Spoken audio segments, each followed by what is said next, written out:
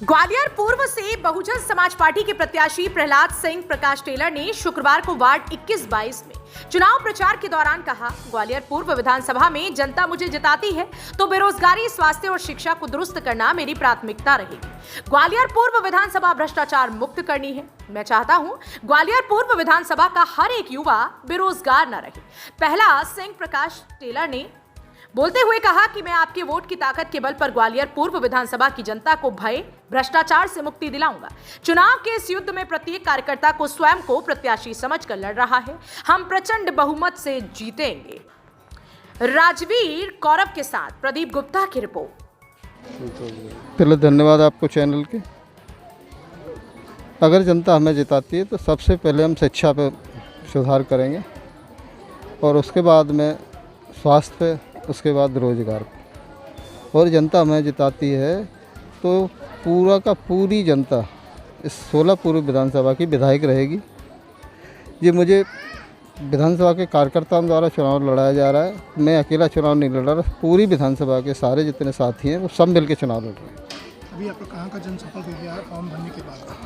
Form भरने के बाद तो 10-12 जगह हो गया है और आज का जनसंपर्क जो चल रहा है पंसील नगर, विवेक नगर, दुल्लुपुर और ये आपका बस्ती गोदाम, सिद्धार्थ नगर, बस्ती गोदाम। आपकी मैडम भी पार्षद रही 2 बार। जी हाँ, जी हाँ। उनके द्वारा क्या विकास कार्य किए गए थे? हमारे विकास तो 2004 में हम एक वार्ड नंबर 21 से पार्षद हुए और 2009 में वार्ड नंबर 28 से पार्षद हुए। हमारे विकास को लोग आज भी याद करते हैं। हमारे हटने के बाद मेरे वार्ड में कोई काम नहीं हुआ। इवन मेरे घर की भी तरफ अगर जाएंगे आप और थोड़ी सी बारिश हो जाएगी, स्कूटर से आप स्लिप हो जाओगे। किस जनता का आपको रुझान प्राप्त हो रहा है कि आशीर्वाद प्राप्त हो रहा है? नहीं, जनता का तो पूरा रुझान है। हाँ, जनता, पूरी जनता लड़ रही है विधानसभा का चुनाव। मैं अकेले नहीं लड़ रहा। क्या जनता से अपील करना चाहेंगे आप? हाँ, जनता से तो निवेदन है मेरा, एक बार मौका दें और फिर जीतने के बाद हमारे काम देखें। और हमारे काम देखें, हमारे वार्ड के लोगों ने देखे हैं। जो हमने काम कराए अपने वार्ड में वो आज तक नहीं हुए। मैं देख रहा हूँ जनसैलाब भी आपके संघ के पीछे काफ़ी मात्रा में जनसैलाब भी है। ये कहीं ना कहीं विकास कार्य को लेकर भी है। और विकास कार्य की बात करते हैं तो अभी जो सड़कें बन रही हैं इस पूरा विधानसभा में, वो 8 दिन बाद सड़कें बाहर हो जा रही हैं। सीमेंट रहता ही नहीं उसमें, कंकड़, लोग घरों में धूल झाड़ झाड़ के परेशान हो जाते हैं। बीजेपी का कहना ये है कि हमने तो काफ़ी विकास ग्वालियर में किए हैं। अब बीजेपी तो कुछ भी कह सकती है था। 19 साल में क्या विकास किए उन्होंने? व्यापम घोटाला, पटवारी घोटाला, ये विकास कहेंगे आप इसको? हमारा जो छोटे तबके का आदमी जिसके पास रिश्वत देने को पैसे नहीं है, वो अपने आप को ठगा सा महसूस करता है। अभी पटवारी के चयन में जिस लड़के को मध्य प्रदेश की राजधानी नहीं पता, उसका नाम नहीं वो लिख पा रहा, और वो पटवारी में टॉपर आता है, और जो बेचारे दिन रात मेहनत करते हैं उनका नंबर ही नहीं आ पा रहा। ये विकास है भाजपा का। एडवोकेट राय सिंह बहुत नाम है मेरा। ये बताइए सर कि सरकार कभी कांग्रेस की रहती है तो कभी बीजेपी की रहती है।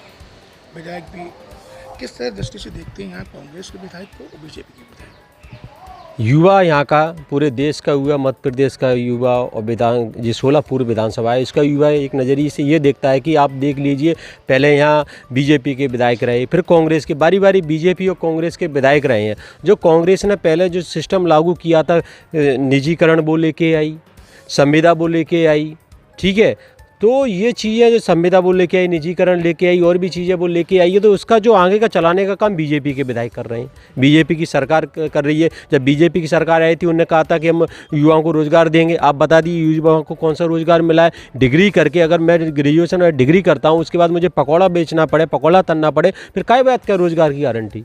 वैसे डिग्री करने की क्या ज़रूरत है? वो पकौड़ा वैसे ही बेच सकता है हमारा। आप देख लीजिए, किसानों के लिए 3 काले बिल लेके आए, कानून लेके आए, 750 किसानों की शहादत हुई है। युवा आज आत्महत्या कर रहा है, किसान आत्महत्या कर रहा है। एकदम 15 लाख लेके आए तो आप बता दो, आप मीडिया वाले आपके अकाउंट में 15 लाख आए हो तो आप बता दीजिए। कहते अच्छे दिन, कैसे अच्छे दिन आ गए? चारों तरफ ये जब से ये वर्तमान सरकार आई है तब से ये देश को बेचने का काम कर रही है, और कोई आप सारे प्राइवेटकरण कर दिए। आज भी ये देश हमारा कृषि प्रधान देश है, और आज भी 85 से 90% लोग सरकारी संस्थानों पर निर्भर है, सरकारी स्कूलों पर निर्भर है। आज भी हमारा मजदूर वर्ग है, जो सबसे बड़ा तजुर्बे का व्यक्ति है, जो वर्ग है, वो आज भी 1 लाख रुपए फीस भर के स्कूल में बच्चों को नहीं पढ़ा सकता, क्योंकि ये हम कहते हैं कि भविष्य, युवा इस देश का भविष्य है, रीढ़ की हड्डी है। अगर युवा पढ़ेगा नहीं तो जब युवा पढ़ेगा नहीं तो फिर वो रोज़गार कैसे मिलेगा? आप 10,000 से ज़्यादा सरकारी स्कूल बंद कर दिए गए, आप सरकारी अस्पताल बंद करने पर नौबत आ गई, आगे चल के आपने कॉलेजों की जो कॉलेज हैं सरकारी, उनको बंद करने का आप घोषणा कर रहे हो।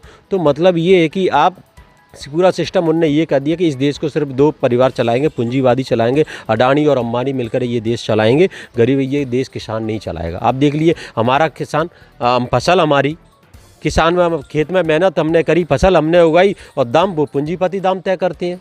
आप दुकान पे कोलगेट खरीदने जाओ तो फैक्ट्रियों की उनका दाम रहता है, उनके रेट लिखे रहते हैं, उस रेट पे हमें मजबूरी में खरीदना पड़ता है। मगर इस देश में किसान जो अनाज बोता है, सारा सिस्टम वो बोता है, वो उसकी कीमत वो अपने चीज़ की कीमत नहीं लगा सकता। पूरी जनता पिसी जा रही है, क्या जनता पिस रही है इस पूरी घटना में? पूरे पिसी रही है ना। आप देख लीजिए चारों तरफ भुखमरी है आए दिन, और इस देश में सबसे ज़्यादा बलात्कार हो रहे हैं। आप देखिए बलात्कार की घटनाएं बढ़ गई हैं, दलितों पे अत्याचार बढ़ गए, सारी चीज़ें बढ़ती जा रही हैं। किससे चुनी?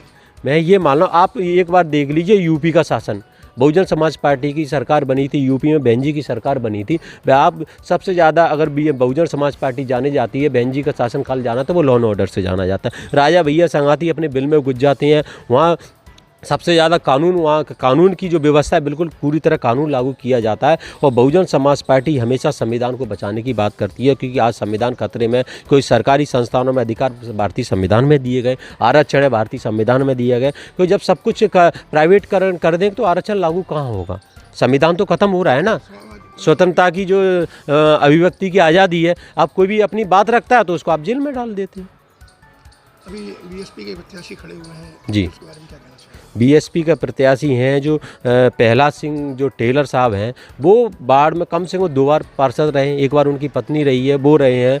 और उनने आप देख लीजिए उनके बाढ़ में दिया कि उन्होंने चहुमुखी विकास किया है। तो बहुजन समाज पार्टी के किसी भी विधायक को या पार्षद हो, विधायक हो, सांसद हो, जिसको मौका मिलता है वो विकास करता है, और अत्याचारों को पर रोक लगाई जाती है। आप देख लीजिए यूपी में सबसे ज़्यादा कॉलेज बनाए, स्कूल बनाए, विश्वविद्यालय बनाए, एयरपोर्ट बनाए, एक्सप्रेस बनाए, क्या नहीं बनाया? और ये सरकार है जो पुराने हैं उन्हीं का नाम बदलने पे तुली है।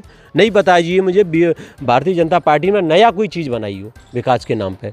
ये सारी पुरानी बिल्डिंग है वो जो बनाई हुई हैं लोगों की, यूपी में आप चले जाइए जो बीएसपी की देन है, उन पे सारे काम चलते आ रहे हैं।